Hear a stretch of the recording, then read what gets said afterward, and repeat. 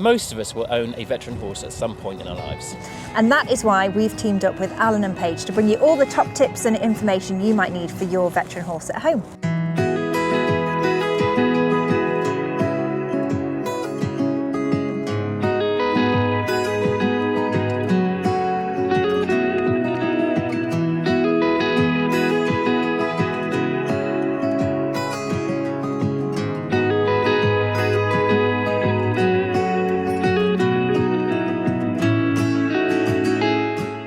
So Becky, who have we got here? This is Quinny. Quinny is a 19-year-old thoroughbred cross. He is 17.3, Bay Roan. He's had a very varied career. So he's been an eventer, he's been a master's horse. Now he doesn't do any of that with me, but he has been on the Machara All-Star Academy. Oh, amazing. How did you get on with that? Can't tell you. Secrets. Yeah. So is he going to be doing some stuff today? He is. While we're here, we're going to benefit from your expertise and find out from everybody else what we should be doing just to make sure everything stays ticking along nicely. When you're talking about veteran horses, the first thing we think about is diet. So we're going to go and meet our other veterans and our friends at Alan and Paige. So Becky, this is Sarah, who is our expert from Alan and Paige. Sarah's going to help us with the nutritional aspects of looking after a veteran horse. Oh, that's brilliant because Quinn's actually on Veteran Vitality and Fast Fibre. Oh, amazing. Well, my work's already done with you then, and he's looking fab, but we can talk further about him in a bit. But yeah, it'd be great to meet everyone else and see what they're on. Yeah, because we've got the rest of the team here, so we're going to go down the line and meet everybody. So perfect. Off we go. Hi, Lacey. Hi, Lacey. Lacey, who is this? This is Jacob. He's 27 years old. He's a traditional cob. So Lacey, what do you do with Jacob? Jacob has been shown affiliated. I've had him since he was 6 months old, so he's been a show horse his whole life. He has a slower pace of life now, but he still competes. So you know him really well. Really well. Oh, cool. Well, we'll see you a little bit later on. And then we've got Meg here. Meg, who's this? This is Harry. He's 17 and we've had him for about 6 years now. And what do you do with Harry? We mainly event, so we've done 1-stars in the past, B100. We also like doing dressage, been to BD National Champs, and we've just recently qualified for London International. Oh, cool. Yeah. We've got some fun exercises lined up for you, so look forward to that. And then we've got Emma here. Hi, Emma. Hi. Who's this? This is Spirit. It's my 18-year-old cob, and I've had her for a year. She was actually my cousin's horse. She had her for 10 years. I actually sent her the ad to buy her 10 years ago, and I must have known because now she's with me. Oh, perfect. Oh, good stuff. We'll look forward to seeing you doing more stuff. And then we've got Izzy here. Hi, Izzy. Hello. Who's this? This is Mac, my 24-year-old Connemara. I've had him since I was 15, so we're a very long partnership. And proper team. Yeah, and we still do lots of show jumping and arena eventing, and I think that's keeping him young. So. And is there anything that you want to try and get from today, do you think? Definitely some just tips and tricks really on healthy tips to keep him feeling young, I think, because especially he's had a few teeth out recently. So yeah, really interested in the nutrition side for that as well. Perfect. Well, we can definitely help with that later on, can't we? Thank you. And then we've got Lucy here. Hi. Hi, Lucy. Who's this? This is Theo. So tell us a little bit about Theo. So Theo is 15. He is a full thoroughbred and he was gifted to me 4 years ago. Oh, wow, cool. Yeah. And what have you been doing with him since then? We've been actually doing riding club, like qualifiers, championships, and we've just literally competed at the Cirencester for the Cotswold Cup Championships. Oh, how did you get on? Well, Now there's a story. it went really well until the show jumping where the thoroughbred come out and he thought steeplechase the day before, let's do it, show jumping. So 3 poles came down, so we went down the line. So he's still seriously full of life, isn't he? Oh, he's absolutely. I mean, it took 2 people for me to get on him today. So, you know, he's... Look at him now, though, you wouldn't think. We've got a fun time ahead today then, haven't we? Oh, absolutely, yeah. Certainly going to be some tears, I expect. Well, make sure you sit tight, And then finally we've got Charlotte. Hi, Charlotte. Hello. Who's this? This is Willow. So tell us a little bit about Willow. So she's 17 years old. She's a New Forest pony.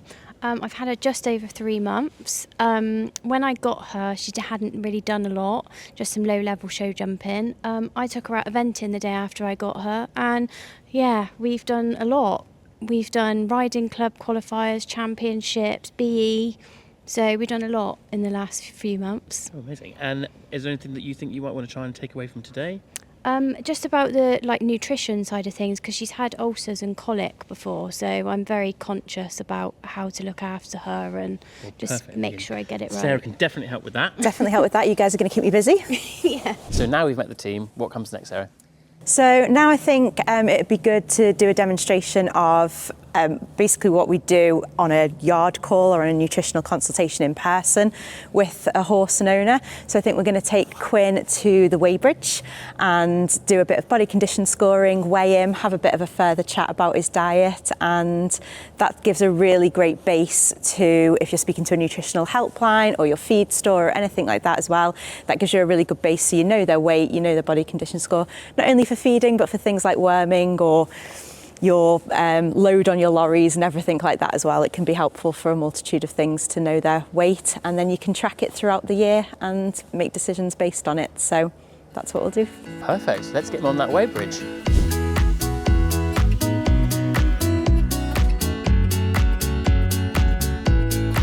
Okay, Sarah, so we've had Quinn on the weighbridge. Yes. Tell us a bit, how does this help you? So as much as visually assessing and getting our hands on them is really helpful as well, having a physical weight that you know that they are can really help to know whether you need to up your feed more hay, how much hay you should be feeding. So it gives a really good starting point for a lot of things, really. So yep, Quinn was very well behaved and went on beautifully. 765. 765. And is that what you were expecting for him? Yeah, I mean, obviously he's quite a big chap, so it's within the weight for him. Obviously we body condition score then to check that it is the weight for him, which we'll be doing later. And I'm not sure whether he's trying to work some weight off at the moment, just to get a bit lighter later. No, I don't know if he's working his weight off by walking around. So we come inside, Sarah, and we're talking about body scoring. Yeah. What is that? So whereas step one was getting his weight on the weighbridge, step two is where we really find out how he's holding his weight, where he's holding his weight, and really where we determine whether he's overweight or underweight. So it really is all about getting your hands on them, having a feel. We'll talk through the difference between feeling muscle and fat. We'll talk through how to do it and then give him an overall score, and then discuss the next steps about what feeding changes or where we go from there with him as well. Okay, so first step, get that rug off. Yeah. So when we body condition score, we essentially split the horse into three. So anything in front of the withers, from withers to croup, and then from croup to bottom. So they're his three sections when we're body condition scoring. And the really good thing about body condition scoring and body condition scoring regularly is you will know how your horse feels and be able to assess any changes quite quickly, really, because we'll feel them before we see them. Good boy. So if I can reach, what I'll do is I'll start up here, and you want to find the top of the nuchal ligament, which is at the very point of his poll, and then follow that down the neck. Essentially, the nuchal ligament runs all the way down the neck. There can be no muscle above that, so anything above that is fat, and Quinn does not have any above his. So what that essentially means is he doesn't have a crest, and any fat that does sit up there is a metabolic type fat that releases hormones to sustain itself. So that's not the fat that we want to see. So great that he hasn't got any of that. When we body condition score at Allen and Page, we use the 5-point system.